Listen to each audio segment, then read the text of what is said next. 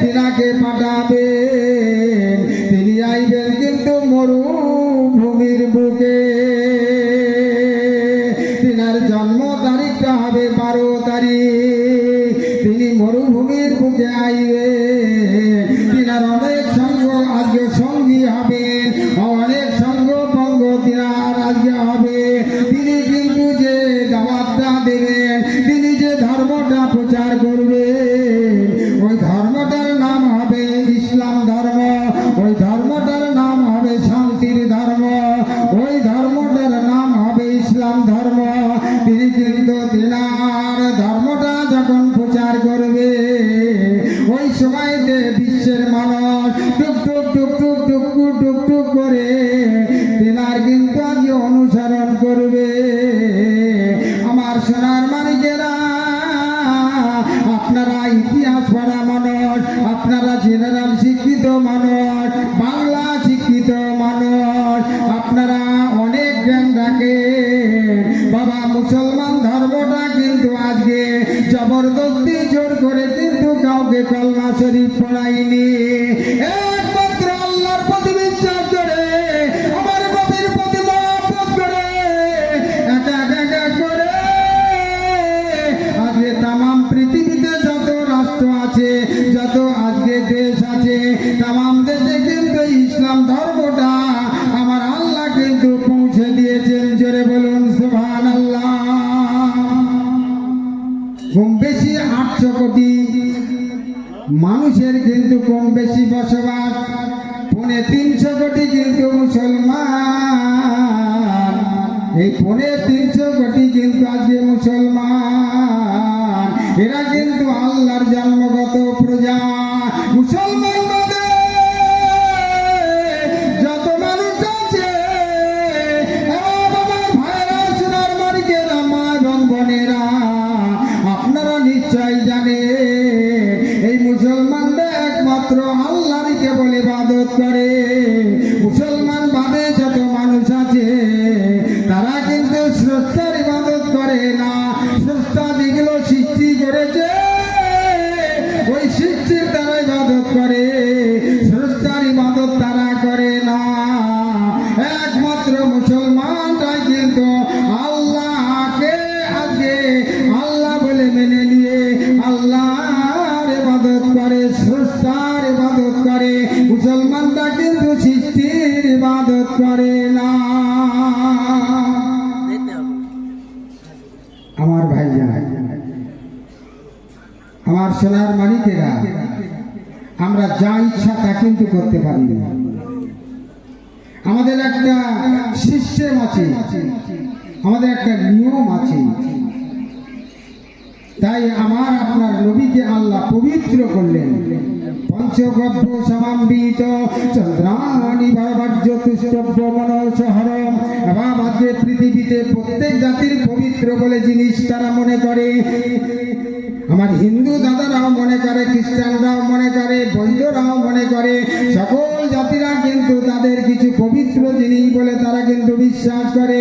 আমরা মুসলমান, আমরাও কিন্তু আজকে পবিত্র কিছু জিনিস আমরাও বিশ্বাস করি।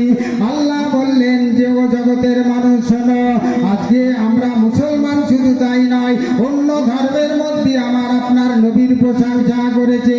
এই পৃথিবীতে যত নাকি পবিত্র জিনিস আছে, সবচাইতে বেশি পবিত্র করে আমার আপনার নবীকে আল্লাহ দুনিয়ার জমিনে পাঠালে। একবার মহাব্বতে বলেন সুবহানাল্লাহ। উইলিয়াম মুর বলে একজন নামি দামি মানুষ, তিনি বললেন পৃথিবীতে যত মহামানব মনি ঋষি সাধক নবী রাসূলরা এসেছে, আমি প্রত্যেকেরই কম বেশি জীবনী আলোচনা, জীবনী পড়াশোনা করেছি। উইলিয়াম মুর তিনি বললেন যে আজকে সর্বশেষে আমি পড়েছিলাম প্রফেট নবী মুহাম্মদ রাসূলুল্লাহর জীবনী। আমি উইলিয়াম মুর বলি, আমি যখন আজকে প্রফেট নবী মুহাম্মদ রাসূলুল্লাহর জীবনীটা পড়তে শুরু করলাম, আমি অবাক হয়ে গেলাম, আমি লিখতে বাধ্য হলাম। আমি উইলিয়াম মুর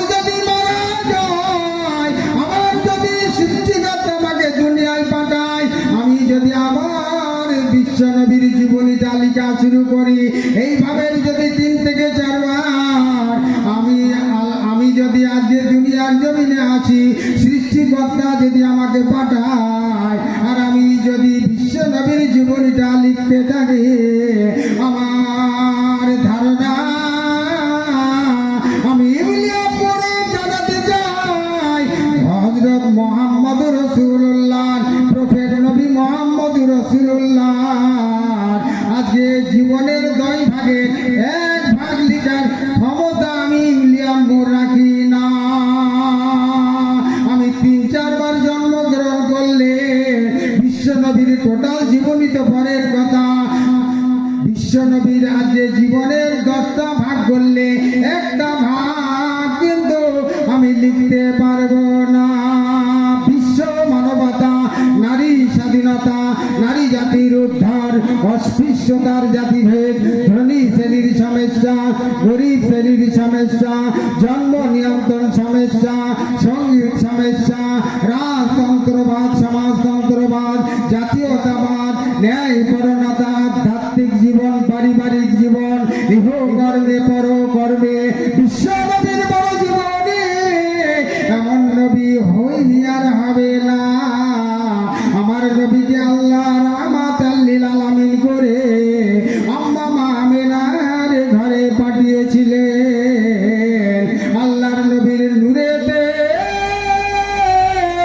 আম্মা আমিনা বর্ণনা করে আমি সিরিয়া নাজরি পর্যন্ত আজকে দেখতে পেয়েছিলাম। একবার মহব্বতে বলেন সুবহানাল্লাহ। সেই নবীর আজকে আমরা উম্মত। ইদং জনপ্রসৃত নরাশংসে ভবিষ্যতি। আজকে এমন একজন মহামানবকে আল্লাহ পাঠালেন পৃথিবীর বুকে, আজকে বহু কিছু চিনেছে, বহু কিছুকে আজকে আমার নবীকে চিনেছে, আমরা চিনতে পারলাম না। আমার নবীর কি জীবন ব্যবস্থা, কি আদর্শ, সেই নবী কত কষ্ট করেছে এই দিনের জন্য। আমরা যে দিন ভোলা, টাকা পয়সা আল্লাহ যথেষ্ট দিয়েছে, কিন্তু আমরা অনেক পিছিয়ে পড়েছি। পৃথিবীতে যত মুসলমান আছে অত কিন্তু নামাজি নেই, আর যত নামাজি আছে অত কিন্তু মুমিন মুসলমান নেই, ইমানদার মুসলমান নেই। কথা বাস্তব নাকি বলে? যত মুসলমান আছে অত নামাজি নয়, আর যত নামাজি আছে অত ইমানদার নয়। তাই জীবন যদি নাকি তৈরি করতে হয়, একটু পরিবর্তন হয়। যদি পরিবর্তন হতে পারি, জোন খেটে যদি নাকি মুন্সি খেটে পরের কাজ করে যদি নাকি টাকা পাই, তাহলে মনে আনন্দ হয়। কাজ করার পরে যদি চাকরি করার পরে যদি মাইনে না পাই, মনে যেমন কষ্ট হয়। আমরা ধর্ম কর্ম করে নামাজ কালাম পড়ে যদি নাকি সঠিক আল্লাহর দরবারে কবুল না করাতে পারি, আখিরাতে কষ্ট হবে। বাবা, এ দুদিনের দুনিয়া, বেশি দিনের নয়। তাই জীবন তৈরি করুন। জীবন যদি আমরা তৈরি করতে পারি, তাহলেই কিন্তু কামিয়াবি। মক্কার জমিনে একটা ভদ্রলোক দেখা যাচ্ছে যে একটা গাড়ি চলে যাচ্ছিল, এমন সময় হালকা বৃষ্টি হয়ে গেছে, গাড়ির চাকাটা একটু দেবে গেছে, পিকআপ বেড়েছে, তুলতে পারছেন না। পিকআপ যখন জোরে দিয়েছে, ওই সময়তে গাড়ির শব্দটা বেড়ে গেছে। আশেপাশে যারা বসবাস করতেন তাদের কানে আওয়াজ পৌঁছে গেছে। যাওয়ার পরে তারা ছুটে এসেছে, এসে দেখতে পেলেন গাড়ির চাকাটা একটা সাইডে বসে গেছে, বেঁধে গেছে, তুলতে পারছেন না। তারা বলল যে আপনি নামে। বসার জায়গা দিয়েছে, শুকনো মুড়ি দিয়েছে, একটু পানি দিয়েছে। অভাবের দুনিয়া তখন, ওই সময় দেখা গেল যে বসতে না দিয়ে দিত, শুকনো মুড়ি দিয়ে একটু পানি দিয়ে বলে যে আপনি টেনশন করেন না, আমরা দেখছি। পাড়ার যুবক ছেলেদের ডেকে ঠেলে গাড়িটা তুলে দিয়েছে, দিয়ে বলছে যে বাবু আপনার গাড়িটা তুলে দেওয়া হয়েছে, আপনি যদি মেহমানদার হতে চান থাকেন, আর যদি মনে করেন যে না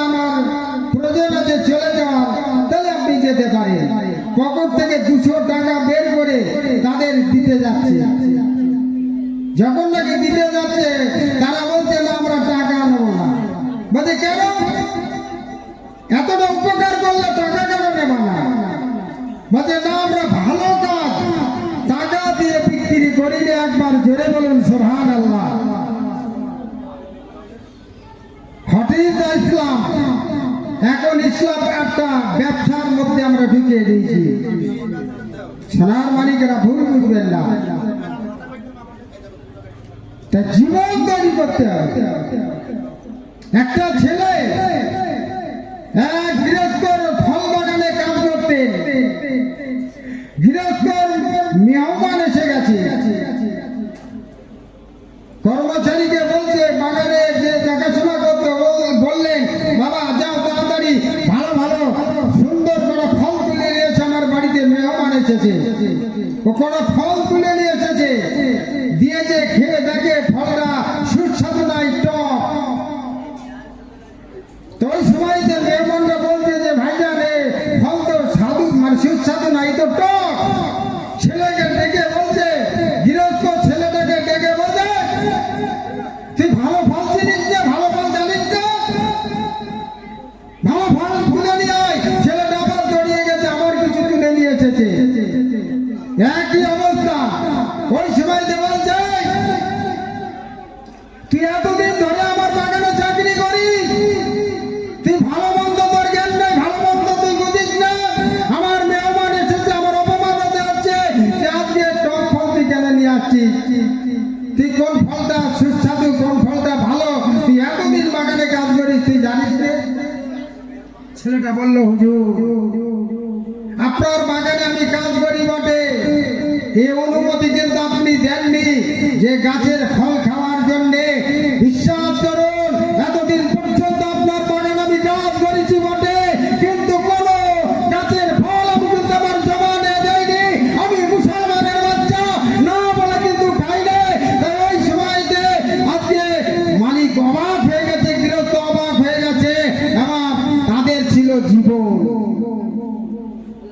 আমাদের আপনাদের জীবন একটুখানি যাচাই করুন, একটু টালি করুন যে কতটা পার্থক্য।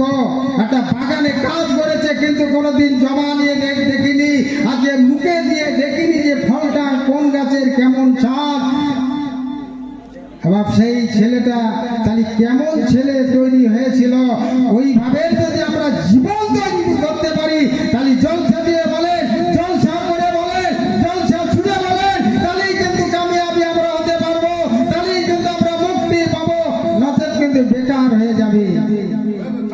সালমান ফার্সি রাদিয়াল্লাহু তাআলা আনহু, এবার তিনি জীবন তৈরি করেছিলেন। হযরত বিলাল রাদিয়াল্লাহু তাআলা আনহু তিনি জীবন তৈরি করেছিলেন। হযরত ওমর রাদিয়াল্লাহু তাআলা আনহু তিনি জীবন তৈরি করেছিলেন।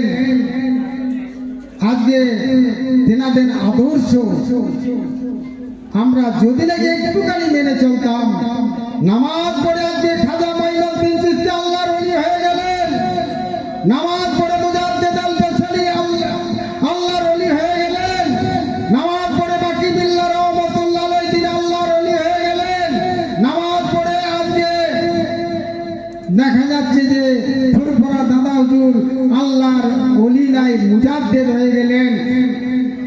নামাজ পড়ে বসিরহাটের আল্লামা হুজুর পীর কিবলা তিনি আজকে আল্লাহর ওলি হয়ে গেলেন। আমরা নামাজ পড়ে কি হলাম?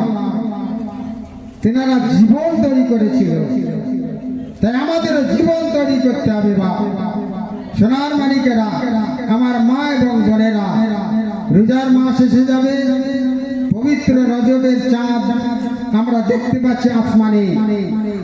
এই মাসে কিন্তু নামাজ আজকে আল্লাহ নিয়ামত স্বরূপ আল্লাহ দান করেছিলেন।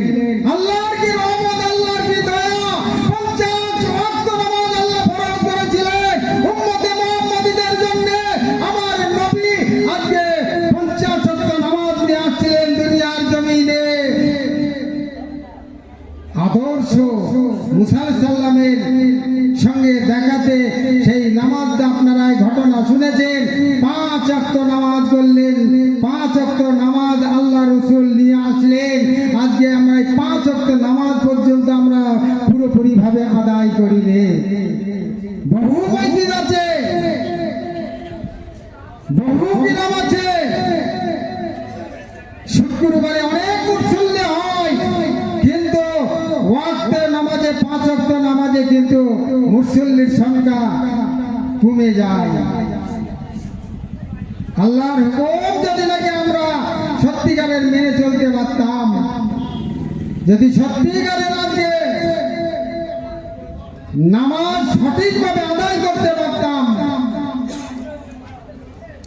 এই নামাজটাই কিন্তু আমার আপনার জন্য নাজাতের ওসিলা হয়ে যাবে।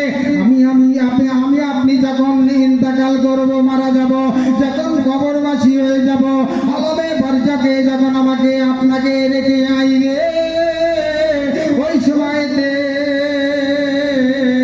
এই নামাজটা কিন্তু ওই কবরবাসীর মাথার দিকে কিন্তু দাঁড়িয়ে যাবে।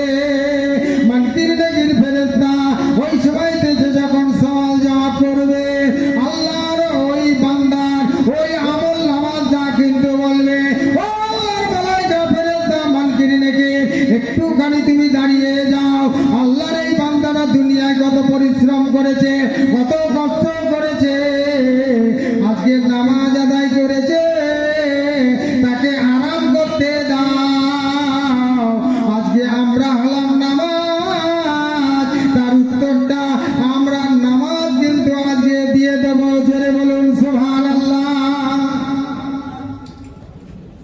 সেই নামাজ আমাদের অবহেলা, সেই নামাজ পড়তে আমাদের কষ্ট। শীতের দিনে মুয়াজ্জিন যখন মসজিদে আজান দিচ্ছে, ওটা বড় পরীক্ষা। উঠে ফজরের নামাজ পড়ে আসাটা বড় কঠিন ব্যাপার। কিন্তু ইমাম আবু হানিফা রাহমাতুল্লাহ আলাইহি, তিনি আমাদের মতন একজন মানুষ ছিলেন। 5 ওয়াক্ত নামাজ পড়েছেন, আবির নামাজ পড়েছেন, তাহাজ্জুদের নামাজ পড়েছেন, ইশরাকের নামাজ পড়েছেন, চাস্তের নামাজ পড়েছেন, নফল নামাজ পড়েছেন, শুকরিয়ার নামাজ আদায় করেছেন। আবার তার মধ্যে তামাম পৃথিবীতে যত ফিকহের কিতাব বলেন না কেন, সব ফতোয়ার কিতাবগুলো ইমামে আবু হানিফা রাহমাতুল্লাহ আলাইহি লিখেছেন। আবার আল্লাহর কালাম কোরআন শরীফ, ইন্না কুরআন আল ফাজর কানা মাসুদা, আল্লাহর কালাম কোরআন যারা পড়ে, ওই কোরআন শরীফটা আমার আপনার জন্য সাক্ষী স্বরূপ হয়ে যাবে। আল্লাহর নিয়ামতি কালাম, পবিত্র কালাম, এই আল্লাহর পবিত্র কালাম ইমামে আবু হানিফা রাহমাতুল্লাহ আলাইহি একবার নয়, দুবার নয়, জীবনে যে কতবার পড়েছে তার হিসাব নাই। যখন তিনি ইন্তেকাল করবেন, মারা যাবেন, তার আগে তিনি একটা জায়গা দেখিয়ে দিয়েছিল, বলেছিল আমি ইন্তেকাল করার পরে ওই জায়গায় তোমরা আমার দাফন করে দেবে।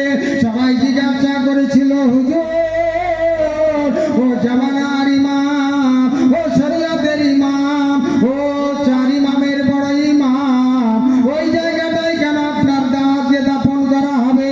ওই জায়গাটার মর্তবা কি একবার আমরা কি জানতে পারি না? ইমাম আবু হানিফা রাহমাতুল্লাহ আলাইহি বলেছিলেন, বাবারা, ওই জায়গাটায় আমি ইমামে আবু হানিফা রাহমাতুল্লাহ আলাইহি একবার নয়, দুবার নয়, ওই জায়গায় বসে বসে আমি 300 বার আল্লাহর কালাম কোরআন শরীফ খতম পড়েছি। একবার জেলে বলুন সুবহানাল্লাহ।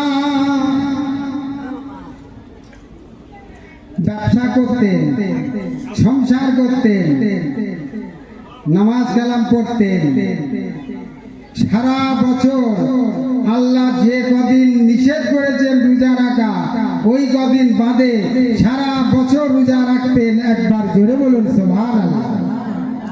কি মানুষ তেনারা ছিলেন ভাবতে পারেন? বলা যত সহজ, এবার মানা কিন্তু অত সহজ নয়। একটুখানি মানার চেষ্টা করেন। শুক্রবারের নামাজ অত সহজ জিনিস, 2-3টে রোজা রাখা অত সহজ জিনিস। আপনি কন্টিনিউ 1 মাস রোজা রাখেন, আপনি কন্টিনিউ 5 ওয়াক্ত নামাজ পড়ে দেখান, আপনি 1 বছর নয় আপনি যতদিন বেঁচে থাকবেন, শক্ত থাকাকালীন জয়ী হয়ে যাব, যখন উঠতে পারবো না বিছানার থেকে, আল্লাহ না করুক, তখন তো নামাজের পরিস্থিতি কি যাবে, কি হবে, কোথায় পৌঁছাবে জানি না। শক্ত থাকাকালীন আপনার জীবনে বাধা ধারা নামাজটা কায়েম করে দেখেন কত কষ্ট। আপনি প্রত্যেক বছরে রোজা রেখে দেখেন, বর্ষা আইবে, ঠান্ডা আইবে, গরম আইবে, ওয়েদার চেঞ্জ হবে, আপনি আপনার জীবনে যতদিন হায়াতে থাকবেন একটু নামাজ একটু রোজা রেখে দেখেন কত কষ্ট। কিন্তু ইমামে আবু হানিফা রহমতুল্লাহ আলাইহি এবং তিনারা কিন্তু আজকে কোনো রকমে কোনো দিক দিয়ে আজকে কাজা করেননি, রোজা কাজা করেননি, নামাজ কাজা করেননি, কোরআন শরীফ পড়া বন্ধ করেননি, শরীয়তের দলিল লিখতে বন্ধ করেননি। তিনারা সংসার চালিয়েছেন, আবার ব্যবসা বাণিজ্য করেছেন, তার মধ্যে কিন্তু আল্লাহর নৈকট্য লাভ করেছে। আবার প্রত্যেক রাত্রিতে এক বা দু রাকাত, 4 রাকাত নয় বাবা 100 রাকাত করে নফল ইবাদত করে নফল নামাজ আদায় করেছেন।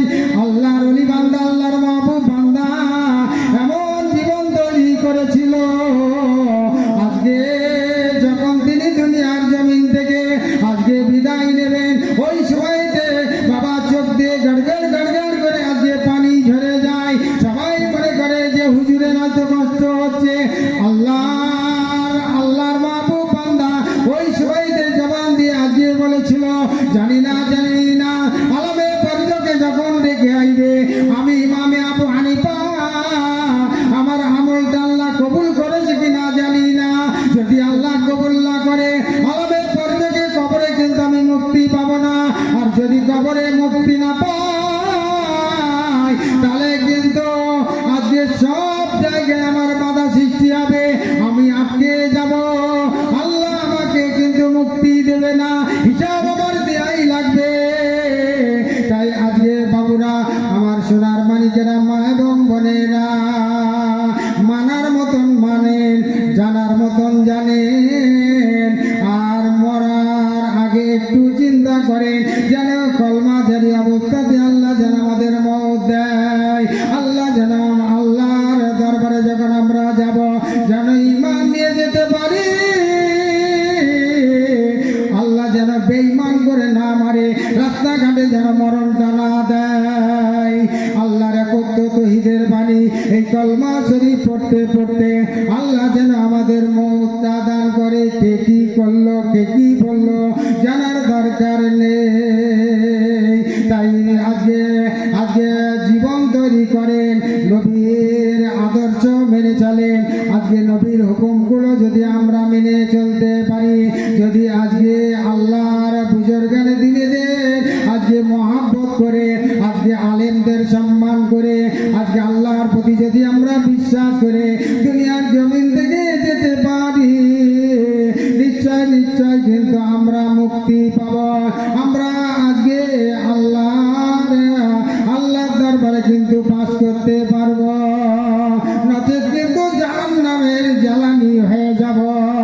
আল্লাহ বলে, ও বান্দা বান্দিরা তোরা শোন, আমি আল্লাহ তোদের কিন্তু বড় আদর করে দুনিয়ার জমিনে পাঠিয়েছি। আর দুনিয়া ফুলে কাতলাকুম ওয়াল আখিরাত। আজকে তোদের যেমন দুনিয়ায় পাঠিয়েছি, তোদের যা প্রয়োজন আমি আল্লাহ সবকিছু আজকে দান করেছি। একমাত্র কিন্তু তোরা আমার ইবাদত বন্দেগী করবে। ওমা খালাকতুল জিন্না ওয়াল ইনসা ইল্লা লিয়াবুদুন। তোদের অযথা পাঠাইনি, তোদের বেকার পাঠাইনি দুনিয়াতে, তোরা একমাত্র আমার ইবাদত করবে আর আমার বন্দেগী করবে। আমি আল্লাহ তোদের ইবাদতে সন্তুষ্ট হয়ে আমি রেখেছি তোদের জন্য সুন্দর জায়গাটার নাম হলো আজকে জান্নাতুল ফেরদাউস। একবার জোরে বলুন সুবহানাল্লাহ। একটু মহব্বতে দরুদ শরীফ পড়েন। আল্লাহুম্মা সাল্লি আলা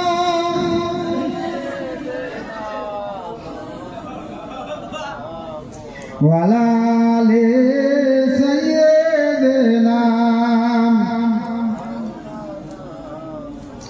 নবীরা নবীর রওজা শরীফ দেখে মন ভরে না, নবীর রওজা শরীফ সুদূর মদিনা দিদার দাও গো শাহে মদিনা। নবীর রওজা শরীফ দেখে মন ভরে না, নবীর রওজা শরীফ সুদূর মদিনা দিদার দাও গো শাহে মদিনা। সকলে পড়েন ইয়া রাসূলুল্লাহ ইয়া হাবিবাল্লাহ ইয়া রাসূলুল্লাহ ইয়া হাবিবাল্লাহ দিদার দাও গো শাহে মদিনা। আরশের মেহমান করেছেন আল্লাহ, কত মান কত শান পেল মোর কামলিওয়ালা। কত মান কত শান আল্লাহ তেনার হাবিবকে দিলেন। আজকে যার নামের প্রথম অক্ষর্ম ভালো করে বোঝার চেষ্টা করুন। আবার যেনার নামের প্রথম অক্ষর্ম আজকে সেই নবীর নামের প্রথম অক্ষর আল্লাহ বসিয়ে দিলেন মা। আল্লাহর নবীর নামের প্রথম অক্ষর মা, মানুষের নামের প্রথম অক্ষর আল্লাহ বসিয়ে দিলেন মা। নবীর নামের প্রথম